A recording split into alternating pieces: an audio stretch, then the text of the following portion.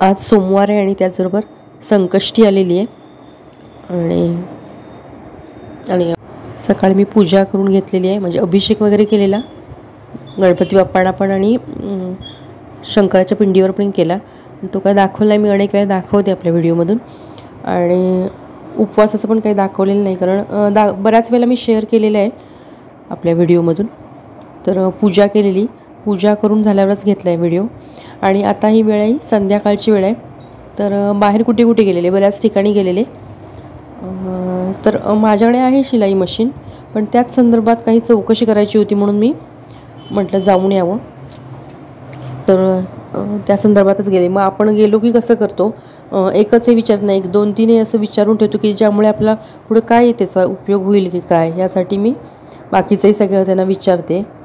कारण कशी ॲडजस्टमेंट करता येईल, काय करता येईल, हे सगळं आपण कुणी गृहिणी अशा गेलो की विचारतच असतो. नमस्कार, मी पद्मजा, राजाराणीज वर्ल्ड या आपल्या यूट्यूब चॅनलवर मी आपल्या सर्वांचं मनापासून स्वागत करते. तर तेही सांगतायत माहिती सगळ्याची की हे शिलाई मशीनची, की बाबा मला नुसतं घरातच म्हणजे घरातलेच आपण कपडे एखाद दुसरं टीप मारणं वगैरे असं आपण करत असतो. तर त्यामुळे कसं बाबा घ्यावं, कारण शिलाई मशीन आहे पण त्याबरोबर जी मोटर असते ना ती माझ्याकडे आहे. तर ती बाद झालेली आहे, झाली तिला 7-8 वर्ष झालेली आहेत. पहिली मोटर बाद झाली तर तेच विचारायला आलेली ते. आणि अशा काही ठिकाणी मीच जाते, कारण यांच्यावर गेलं ना तर जास्त पुरुष बघा, काही पुरुष चौकशी करायला वगैरे जास्त बघत नाही. एखाद्या ठिकाणी बघायचं आणि लगेच ते हे करायचं. आपण कसं करतो, 1-2-3 दुकानं निदान फिरून चौकशी, बाबा कसं आहे काय आहे हे सगळं चौकशी करत असतो. जरी छोटी गोष्ट असली मोठी गोष्ट असली तरी थोडीफार चौकशी करावी, जास्त नसली तरी निदान थोडीफार तरी. आणि आपण लेडीज लोक करतोच चौकशी. तर तसंच मी बघायचं होतं 1-2 ठिकाणी म्हणून आलेले. आता इथे मी आले, हा मंदिराचा परिसर आहे, कारण आज संकष्टी आहे आणि म्हटलं मंदिरात पण जायचं होतं म्हणूनच मी बाहेर पडलेले. पण लक्षात आलं ही 2-3 कामं पण राहिलीत, कारण तुम्हाला माहीत आहे त्याप्रमाणे मी पॅकिंग वगैरे दाखवलं तर ते कशा संदर्भात वगैरे ते पुढे येईलच हा व्हिडिओ. त्यामुळे लेटही होत आहेत आपल्याला, मला व्हिडिओ टाकायलाही लेट होतो आहे किंवा एखाद दिवस गॅप पडतो आहे असं होतं आहे. तर त्यामुळेच होत होतं. आणि आता संकष्टी आहे तर म्हटलं आज बाहेर जायचंच आहे. बाहेर पडताच येत नव्हतं बरेच दिवस झालं.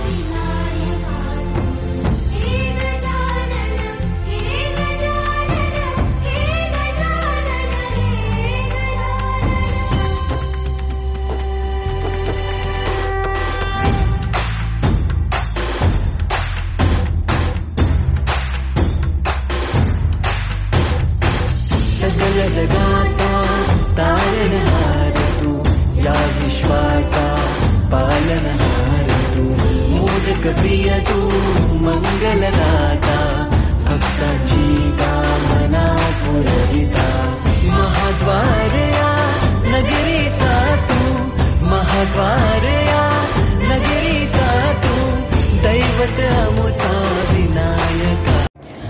इथेही आले कारण खरेदी करायची. तुम्हाला म्हटल्याप्रमाणे फक्त भाजीसाठी एकदा गेलेले, घरात काम चालू झाल्यामुळे मला बाहेरच पडता येत नव्हतं.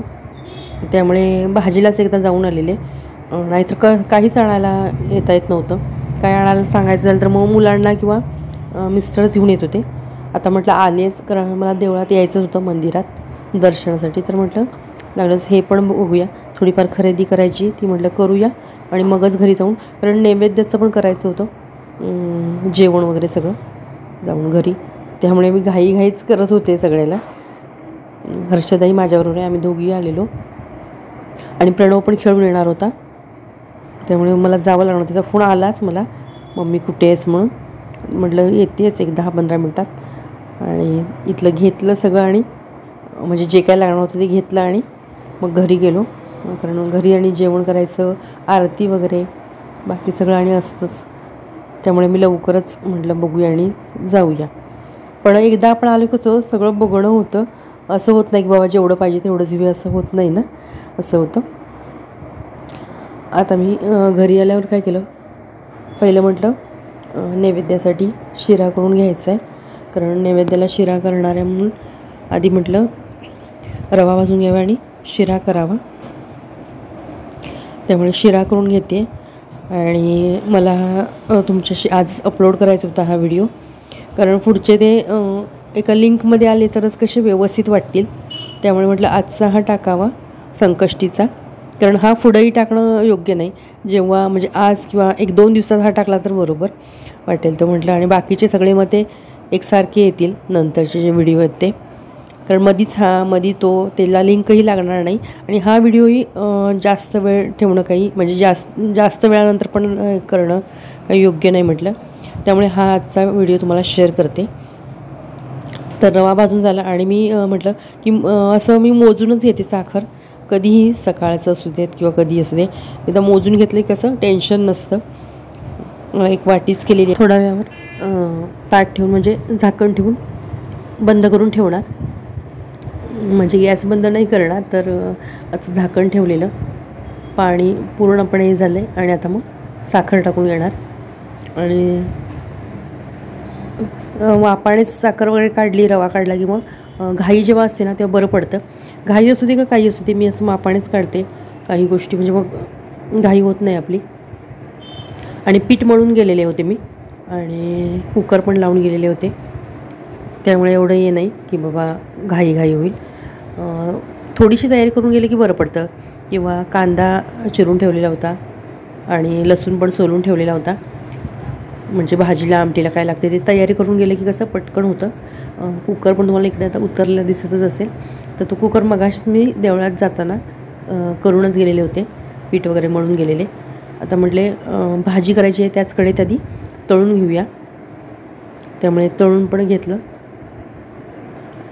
आणि तुम्हाला माहीतच आहे उन्हाळ्यात म्हणजे वाळवणीच्या पदार्थात मी करते. कुरडई केलेली, बटाट्याचे हे केलेले, पापड केलेले, तर ते मुलांना आवडले. आता म्हटलं तर ते पण तळूया म्हटलं. आणि सालपापडी ते सगळं तळून घेते आणि मग भाजी ह्याच कढईत टाकणार. तेल उरलं की काय करते, थोडंसं काढून ठेवते त्यातलं तेल जास्त झालं असलं तर, आणि मग भाजी फोडणी टाकते.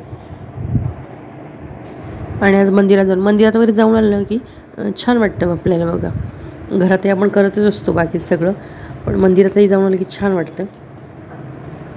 त्यामुळे आज मंदिरात जाऊन आलो, कारण बाकीचंही सगळं करायचंच होतं. आणि आधी मंदिरात जायचं ठरलं मुख्य म्हणजे, आणि नंतर लक्षात आलं की बाबा आपण लागलंच जाणार आहे तर हे सगळं करूया. कारण जाणंच होत नव्हतं आणि बरेच दिवस म्हणत होतं की बाबा हे सगळं करायचं आहे आपल्याला.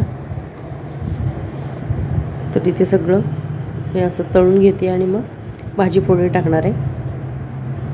कारण आमटीलाही फोडणी टाकायची आणि चपाती बनवायची.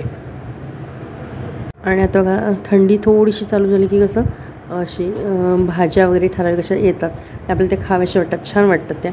आणि ह्या भाजीला मी आता लसूण टाकला, मिरची टाकली, मधून अशी चिरून टाकली आणि मोठी ठेवते, तुकडे टाकत नाहीत, मोठीच अशी मधून अशी चीर देऊन टाकते. आणि कांदा टाकलेला आहे. तर इथं मी मेथीची भाजी करते. कारण आता थंडी आहे, थोडीशी थंडी चालू झाली आणि छान मेथी होती, एकदम कोवळी अशी होती. त्यामुळे म्हटलं चांगली होईल भाजी. त्यामुळे मेथीची भाजी म्हणून सकाळीच नीट करून ठेवलेली होती. त्यामुळे मला तेच मी म्हटलं, तयारी असली की वेळ लागत नाही, पण तयारी जर नसली, सगळं जर करायचं बाहेरून येऊन म्हटलं तर वेळ लागतो. बाहेर जायचं असलं की मग आधी अशी तयारी करून ठेवते, म्हणजे बाहेरून जरी आलं तरी पटकन स्वयंपाक वगैरे होऊन जातो. तर भाजी झाली की आता लगेच चपाती करून घेणार. आणि ही मूग डाळ घातली, मूग डाळ भिजत घालून गेलेली, म्हणजे अशी तयारी करून गेलेली होती की बाबा जी येऊन पटकन होणार नाही. तर ते म्हटलं अशी तयारी करून गेलं की चटकन होतं.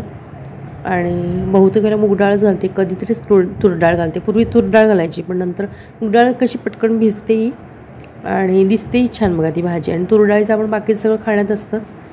आणि आज मीठ मात्र लगेच घालून घेतलं, कारण म्हटलं चपात्या करून घ्यायच्या, मग नंतर लक्षात नाही राहायचं. तर आजचा व्हिडिओ आवडल्यास नक्की लाईक, शेअर आणि आपल्या यूट्यूब चॅनलला अजूनही सबस्क्राईब केले नसल्यास प्लीज सबस्क्राईब करा. किंवा हा व्हिडिओ तुम्ही नवीनच पाहत असल्यास प्लीज सबस्क्राईब करा. पुन्हा भेटू अशाच एका नवीन व्हिडिओसोबत. तोपर्यंत नमस्कार.